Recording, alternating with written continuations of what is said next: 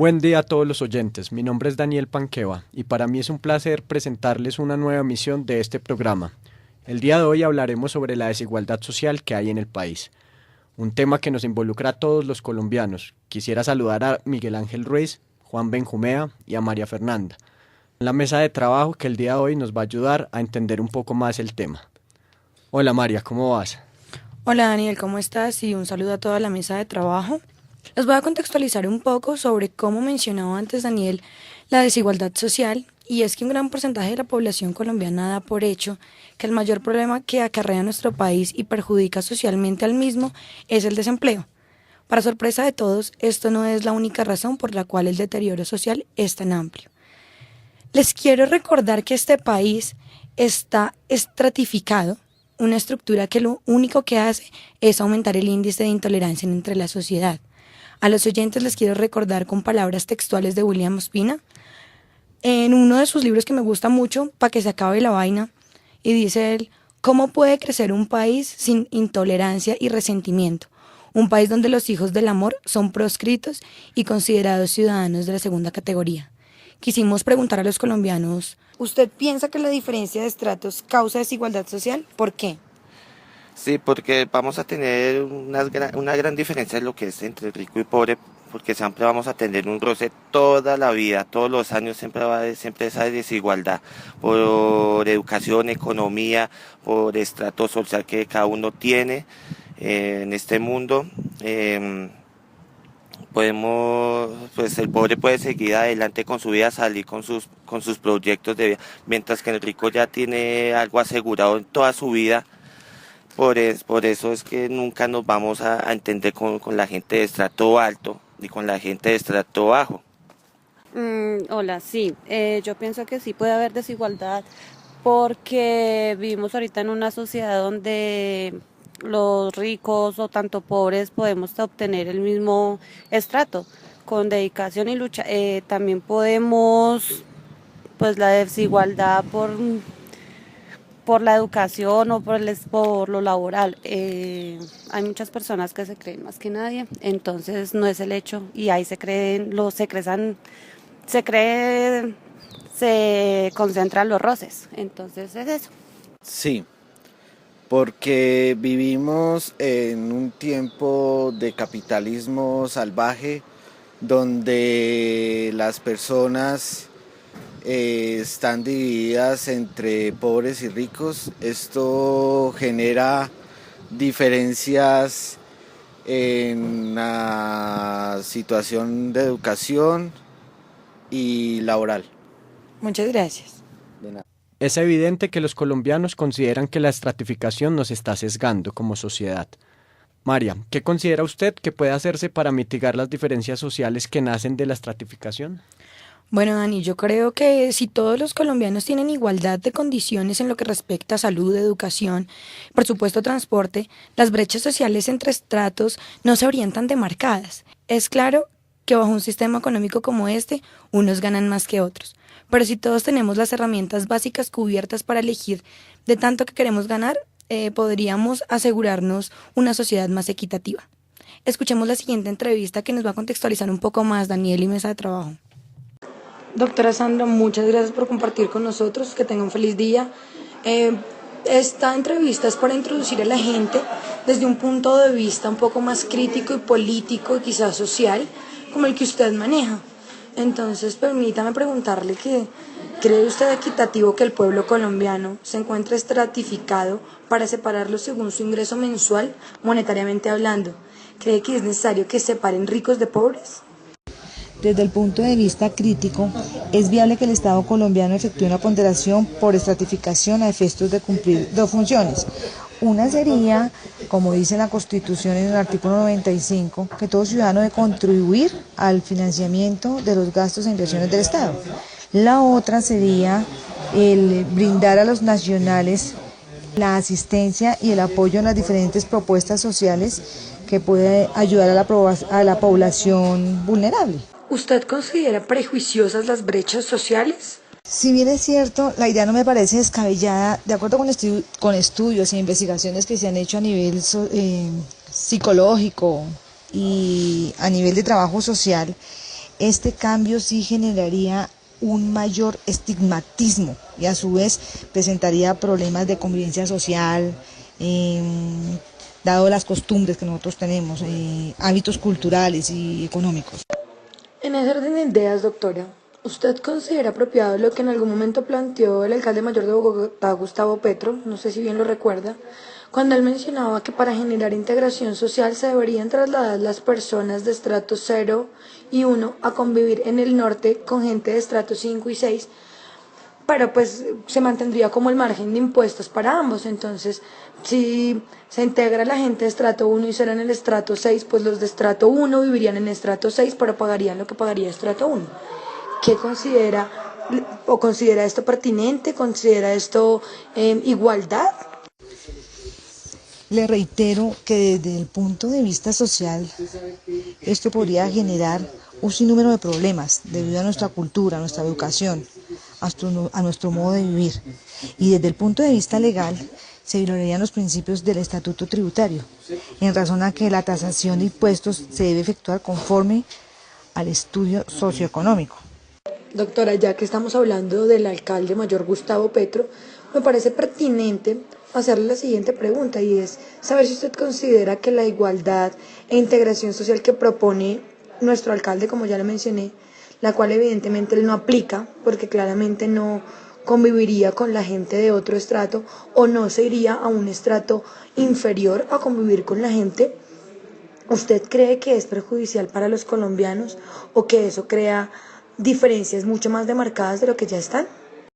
Estoy totalmente de acuerdo con su apreciación, pero quiero precisarle que el alcalde Gustavo Petro, por su cargo o por su investidura como político, dirige un discurso a un auditorio plural, pero desconoce la realidad social que afrontan los colombianos. Si él quisiera un cambio, si él quisiera encaminarse en las metas del milenio para superar la pobreza, debería de empezar por un cambio estructural del Estado colombiano, como sería iniciar con una excelente educación sin distinción de clases, para que a futuro sean competentes en el mercado laboral. Indiscutiblemente, doctora, estoy completamente de acuerdo con usted en lo que respecta a la educación, porque me parece que es fundamental para el progreso pues que merece Colombia, que se puede dar.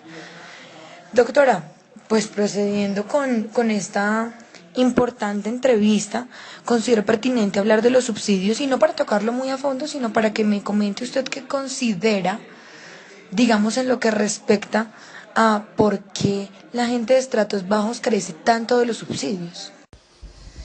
María Fernanda, a través del Departamento Nacional de Planeación y el DANI, se evidencia que tenemos un mayor porcentaje de población en los estratos bajos que en los otros estratos que son el alto y el medio. Son limitados, por tal razón no alcanzan a llegar a toda la población. Algo que se presenta es la falta de información, y esto impide que estas personas accedan a dichos beneficios. Doctora, muchísimas gracias por su opinión. Fue un placer haber compartido con usted estos cortos minutos, pero pues fue de real provecho para todos. Muchísimas gracias. María Fernanda, con mucho gusto, y de verdad que me place que gente joven se preocupe por este tema tan importante que nos ocupa hoy en Colombia. Que tengas éxitos. Culminando con este tema, nos sobra resaltar que si los colombianos tienen cubiertas las necesidades básicas como ser humano y tienen la oportunidad de vivir bien, no de sobrevivir como hacen muchos, los estratos pasarían a un segundo plano, permitiéndole, como quiere Aurelio Arturo, una morada, un espacio para la vida y la amistad. Por esto quiero invitarlos a tener una participación ciudadana más activa, ya que en muchas ocasiones es a falta de la misma que se presentan conflictos sociales. Claro que sí, María. Pero esto no se soluciona con una participación activa si los ciudadanos primero no toman conciencia sobre cómo quieren vivir dentro de la sociedad y cumpliendo a cabalidad el rol que cada uno desempeña en la sociedad. Sin embargo, durante el transcurso del programa iremos desenredando tanto paradigma que nos invade hoy en la mesa de Rincón. Por eso, compañeros de trabajo y oyentes, ahora tengo algo muy importante que contarles. Y es que las necesidades básicas de la familia colombiana son muy caras. La canasta familiar, el servicio de salud y el sistema de transporte son herramientas indispensables para el ciudadano. Lo triste es que el salario mínimo no alcanza para solventarlas. Por eso el colombiano ha tenido que recurrir al tan llamado rebusque, como una forma de tener ingresos adicionales para solventar las necesidades del día a día, porque la situación del país no permite planear otro plan económico familiar productivo. Por eso, en este momento, vamos a dar paso al Vox Populi que se realizó con la siguiente pregunta. Con el último aumento del salario mínimo, ¿cree usted que se está perpetuando la pobreza? Pues yo creo que sin duda porque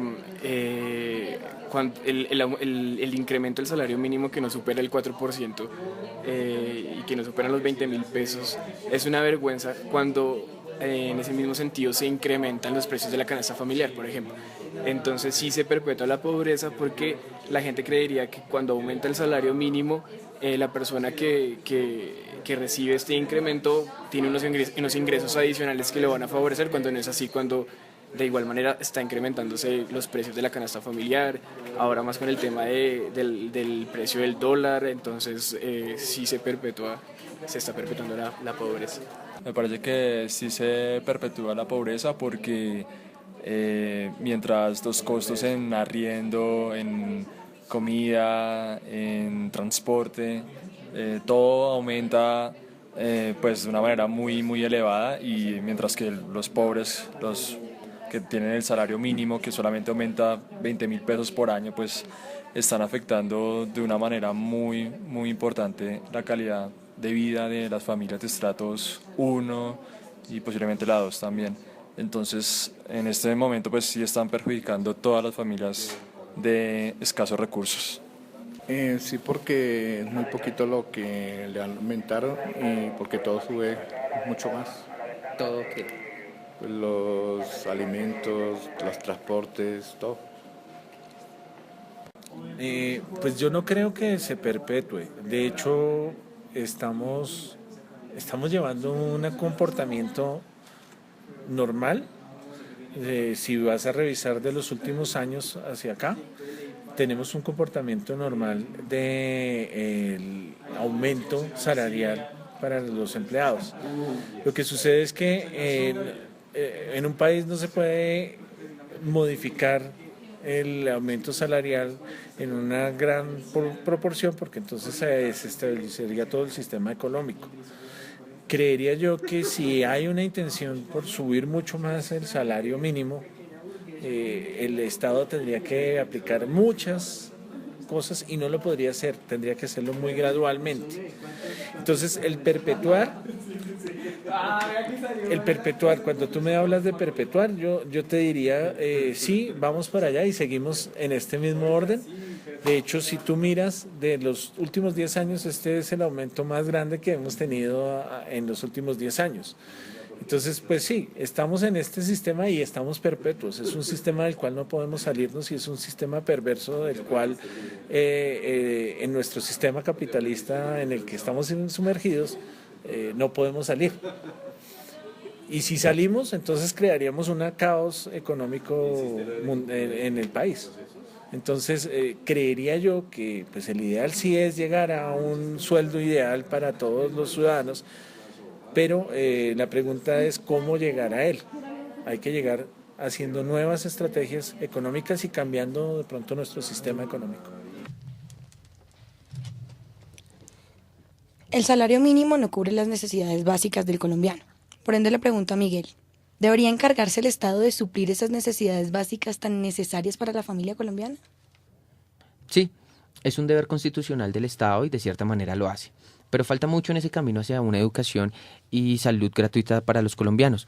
Por darles un ejemplo, el gobierno frente al desarrollo económico ha tomado decisiones que podrían favorecer el bienestar de los colombianos, como los tratados de libre comercio, en especial el pactado con Estados Unidos. Decisiones que no han dado frutos tan esperados en la industria y el agro. Por eso les traigo, muchachos, el día de hoy, una entrevista que le hice a un economista de la Javeriana. Su nombre es Freddy Tafur, que nos contará acerca de los efectos del TLC pasados 3 años de su firma. En el sector industrial y agropecuario, ¿cómo se ha visto reflejado el desarrollo del TLC con Estados Unidos?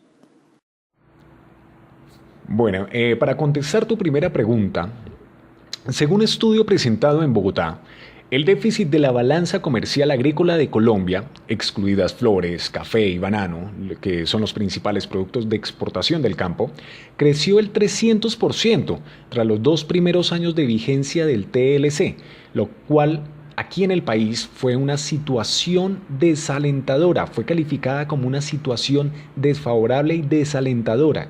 Además, la balanza comercial agropecuaria, sin pesca ni agroindustria, continuó deteriorándose, pues su saldo pasó de 1.799 millones de dólares un año antes del TLC, estamos hablando del 2011, a 1.077 millones de dólares 2 años después de entrar en vigencia el acuerdo.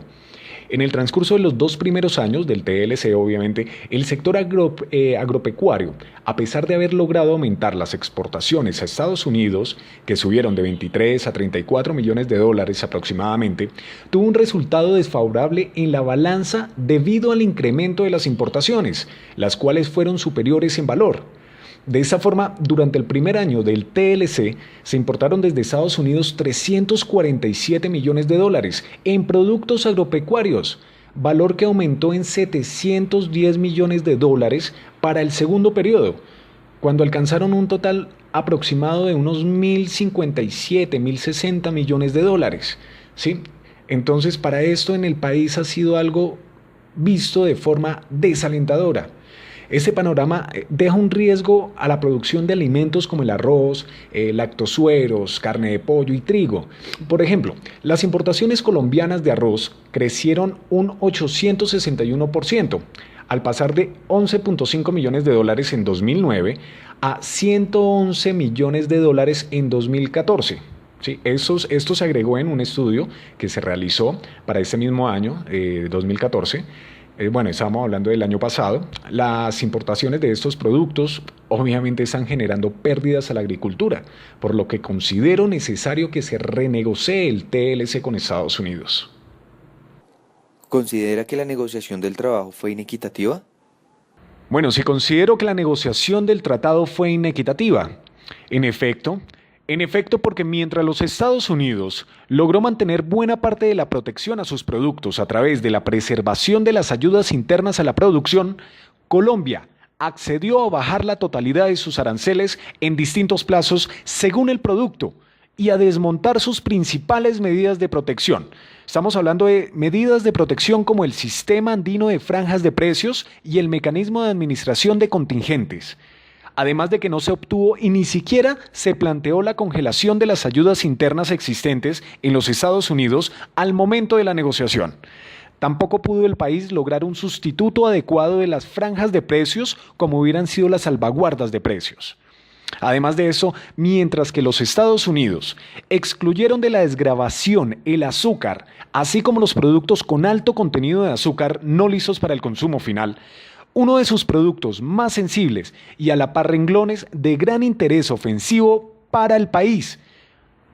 El país, Colombia, en este caso, no pudo excluir ninguno de sus productos altamente sensibles como la carne de pollo o el arroz de esta negociación. Viendo que la economía campesina ha sido la más afectada, ¿cuál ha sido el nivel de impacto frente a esta población? Bueno, pues para medir cuál es el nivel de impacto frente a esta población, primero se debe tener en cuenta que el impacto del TLC sobre los productores de economía campesina dependerá del tipo de bienes que produzcan, siendo más acentuado entre mayor sea la proporción de la producción que compite con las importaciones. Eso suena un poquito a veces enredado, pero el análisis es ese. Eso es lo que se ha venido analizando durante todos estos años. A ver, previendo que el impacto del TLC será diferente entre los productores de economía campesina que se dedican únicamente a la producción de productos que compiten con importaciones de Estados Unidos y los que no, siendo ese realmente un impacto alto para la mayor parte del sector campesino. Con esto nos damos cuenta que lo que ha buscado el gobierno en temas de desarrollo no ha sido tan próspero. Todo lo contrario, pues este tratado no ha beneficiado al sector que nos provee de una necesidad muy básica, como lo es la alimentación. Compañeros de la mesa de trabajo, es muy importante tocar el tema de la corrupción, ya que es el eje transversal de tan pronunciada desigualdad que vemos actualmente en la sociedad. Yo tomaré una frase muy importante que Ackerman en algún momento de su vida pronunció, y dice, la corrupción limita la inversión y el desarrollo, conduce a un gobierno ineficaz y es la pérdida de la subjetividad de la identidad. Si partimos de ahí, es muy importante saber cómo la corrupción ha afectado a nuestra comunidad. Es tan larga la historia de la corrupción en nuestro país que en muchos aspectos se ha llegado a legitimizar, razón por la cual vale la pena preguntarse si la corrupción en Colombia es una convención social que hace parte de nuestra naturaleza o ha sido una práctica aprendida y legítima en nuestro país. Para reforzar mi argumento, voy a dar paso a una pregunta muy puntual que se le realizó a la gente del común. Allí veremos diferentes posiciones sobre cómo el colombiano tiene esa idea tan marcada de que son corruptos. Entonces veremos si es por cultura o porque hemos manipulado o somos manipulados por quienes nos rodean o por situaciones que son de nuestro diario vivir. ¿Cree usted que los colombianos nacen corruptos por naturaleza o simplemente hemos sido manipulados por el entorno donde vivimos? No, hemos sido manipulados por el entorno donde vivimos. Nacimos sin corrupción. Yo creo que no nace y no se hace. Si tú te crías con valores desde que naces de ladrón, pues sigues siendo ladrón. Si naces corrupto, si tienes familia corrupta y los valores que te infundieron fueron corruptos, pues vas a ser un corrupto. Entonces yo creo que naces y te haces. No creo que los colombianos sean corruptos por naturaleza. La corrupción es el factor que más dificulta la competitividad y el progreso. Se ha venido convirtiendo en una costumbre que los colombianos han adoptado a medida que se acrecientan otras problemáticas sociales, generando con ello pues mayor decadencia de la equidad y la justicia social en nuestro país. Esta situación que se ha venido convirtiendo con el tiempo en la cultura del atajo y la legalidad, en realidad no considero que sea innata de un colombiano. No considero que el colombiano sea corrupto. Considero que los colombianos tienen cierta tolerancia hacia la cultura del atajo, esa cultura de la que ya te estaba hablando, y ven los comportamientos no éticos como comportamientos de astucia y de audacia. Ese es básicamente el problema. Pienso que algunos sectores de la sociedad han tenido esta cultura de corrupción, ya que hemos sido estigmatizados desde hace muchos años y según la clase social, pues los estratos más bajos han sido no manipulados, no sería la palabra, pero sí conducidos a este mundo de la delincuencia, de la malicia indígena, de aprovecharse del débil. Entonces, pues algunos sectores sí nacimos así. Tal como lo decía Juan Jacobo Rousseau, esto en el ámbito del derecho, el hombre nace bueno y la sociedad lo corrompe. Y no todos nacen corruptos. Por el camino de la vida adquieren esa ruta o ese rumbo, pero otros asumimos y aceptamos la ruta de la honestidad, la transparencia y la no corrupción. Pues todas las personas nacen libres y limpias en su pensamiento y en su conciencia. Entonces, una persona que no ha tenido formación desde su familia en valores y desde las aulas de clase, muy posible es una persona que se va a dejar permear por la corrupción en un futuro si ya no lo es, ¿cierto? Entonces es un problema social que se debe enfrentar desde pequeños, desde la casa, desde la familia, desde las aulas de clase, y es un proceso que dura con el transcurrir de la vida. Para mi forma de pensar, la forma de nosotros es de acuerdo a las características de la gente, y nosotros, así como crecemos en el medio que crecemos, así mismo nos formamos como personas, el medio ambiente que nos rodea y la clase social. Por naturaleza y por genética traemos la semilla de la maldad. Entonces la corrupción ya viene algo innato en nuestras raíces, en nuestra herencia y en nuestra sangre. Juan, yo creo que el colombiano nace limpio de toda malicia y que es la misma sociedad la que se encarga de inculcarle estas malas prácticas. Le pregunto, ¿cómo podemos disminuir esta práctica de la corrupción en el país? Bien, Daniel, yo creo que debemos cultivar valores más fuertes en casa y evitar que los entes gubernamentales den el manejo y un mal ejemplo también, ¿no?, en la práctica de la corrupción. Para reforzar estos argumentos, Daniel, los cuales son muy importantes, yo realicé una entrevista a 2 abogadas expertas de Derecho Constitucional que trabajan en el Departamento Administrativo de la Defensoría del Espacio Público. Ellas nos hablarán un poco de cómo entender cómo afecta la corrupción en términos de desigualdad social y en el campo de, como se dice popularmente, el no estar en la rosca. ¿Cree que los altos niveles de corrupción limitan al desarrollo de un país y conduce a una fuerte y marcada desigualdad social y laboral como la actual en Colombia? Sí, existe precisamente por esa corrupción un marcado desnivel entre los colombianos.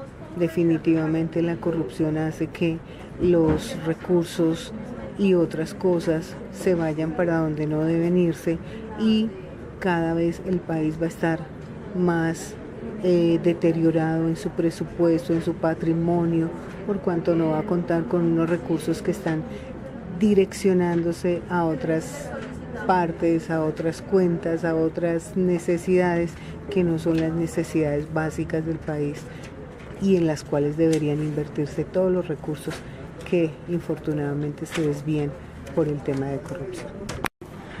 ¿Aumentarían las oportunidades de empleo digno en Colombia al ser erradicada la corrupción? ¿Por qué? Sí, básicamente el tema de corrupción hace que muchísimas personas, muchísimos profesionales no puedan ingresar por meritocracia a los cargos del Estado o a cualquier tipo de cargo donde se haga la selección por medio de concursos de méritos, porque existe el amigo, el político, etcétera, que utiliza pues otros mecanismos para poder ingresar a sus acogidos, a las personas que tiene en su lista para poder llenar esos cargos. De erradicarse esa corrupción, serían grandes las oportunidades para muchas personas que están esperando poder ingresar a través de concursos a las entidades del orden tanto estatal como incluso de orden privado. ¿Cuáles cree usted que son los principales vacíos en la normatividad sobre la contratación estatal para que se presenten hechos de corrupción? Básicamente, la norma no es que contenga vacíos, la norma es clara, expresa. Sin embargo, cuando los temas de corrupción manosean la norma, pues la norma se acomoda. La norma la llevan a las instancias y a los resultados en que quieran colocarla para poder lograr los cometidos de la corrupción. Partiendo de lo anterior, compañeros de la mesa, cuéntanos, Andrés. Vemos cómo la corrupción está cada vez más marcada, ¿no? Pero a la vez está un poco más controlada por las entidades que regulan esta. Debemos analizar también cómo podemos contribuir nosotros, ¿no?, y aportar a un tema que siempre nos ha afectado a todos los colombianos. ¿Que genera desigualdad? Claro, la genera desigualdad social y también desempleo. Pero por esto, los ciudadanos debemos estar más pendientes de la forma de cómo administrar nuestros recursos, ¿no?, y en mano de quién las dejamos. Bueno, Juan, yo secundo tus ideas y tu punto de vista en lo que respecta a la corrupción, digámoslo así. Me parece oportuno resaltar nuevamente que la sociedad efectivamente se ve afectada en amplios y diversos campos, como ya los mencionamos, la corrupción, el TLC y este sinfín de cosas, y cómo la opinión pública se hace notar en esta emisión. No solo ampliamos diversos temas que implican preguntarnos si finalmente Colombia está en autodestrucción social por desempleo, también tocamos diversas aristas que abren la mente del ciudadano. Por eso, Dani, te pregunto, ¿cómo crees que nuestros oyentes se permitan tener una participación ciudadana más activa y crítica a nivel social después de tan delicado y amplio tema que tratamos hoy? Bueno, yo considero que debemos fomentar espacios como este, debemos darle más la voz a todos los colombianos en los medios de comunicación y hablar sobre esto, porque muchas veces nos da pereza hablar sobre política y de cómo estamos administrando los recursos que tenemos como colombianos. Entonces, pues me parece importante que se abran más estos espacios y que hayan más aportes de periodistas como lo hicieron ustedes el día de hoy. No sé si alguno tiene algún otro aporte que hacernos. Sí, Daniel, yo también veo que más que estos espacios como en el que estamos en este momento, es mirar con verdad, mirar sin máscaras en los ojos, como en algunos momentos podemos ver en otros medios. Es difícil, Miguel, porque pues esto es un espacio de una emisora con régimen comunitario, ¿sí? En los que no dependemos de pautas y de espacios que nos otorgan entidades privadas para salir al aire. Entonces, pues también me parece importante que los colombianos traten de escuchar un poco más de radio social, de radio comunitaria, que son espacios en los que se puede hablar tranquilamente de esto sin tener ningún compromiso social con entidades o con alguna empresa que se vaya a molestar por los comentarios que hagamos. Sí, y estos puntos que tratamos son como un abrebocas para la mesa del rincón, ¿no? Porque, bueno, la desigualdad social es algo que acarrea a todos, nos acarrea a todos como ciudadanos bogotanos y como ciudadanos dentro de un estado, dentro del país. Pese a que, bueno, hay corrupción por los entes públicos, como también los ciudadanos no toman conciencia de las cosas. Tú, Juan, que conoces más del tema frente a las personas que de cierta manera, digamos, son mañosas, así como los escuchamos, consideramos como mañositos, ¿no? Uno los ve en la calle, en el Transmilenio, digamos. Sí, Miguel y Daniel y a María, sí, la verdad, vemos muchísimas cosas en el día a día, pero pues que si hacemos lo que tú dices, que aportemos, mientras estemos siempre pendientes también de inculcar buenos valores y dar un buen ejemplo, yo creo que llegaremos a algún punto en el que va a ser muy importante tener una sociedad muchísimo mejor de la que tenemos ahorita, ¿no? Pero pues siempre y cuando nosotros nos aislemos y no toquemos temas como los que estamos tocando hoy en el programa, Daniel, se nos va a dificultar mucho. Pero pues sí, la invitación queda para que toquemos el tema, ¿no? En familia puede ser, si lastimosamente no podemos hacerlo ahorita en radio, pero pues próximamente también, ¿no? Que se reúnan, que charlen de esa situación para que no se aíslen de esos temas que nos convergen a muchísimas personas, Daniel. Disculpa, Juan, y como lo decíamos durante el programa, que una parte importante y es que todo esto viene desde casa, entonces partamos también de ahí, de quienes nos escuchan y a nosotros empecemos a fomentar esa parte de educación a través de la familia. Todo esto viene desde casa.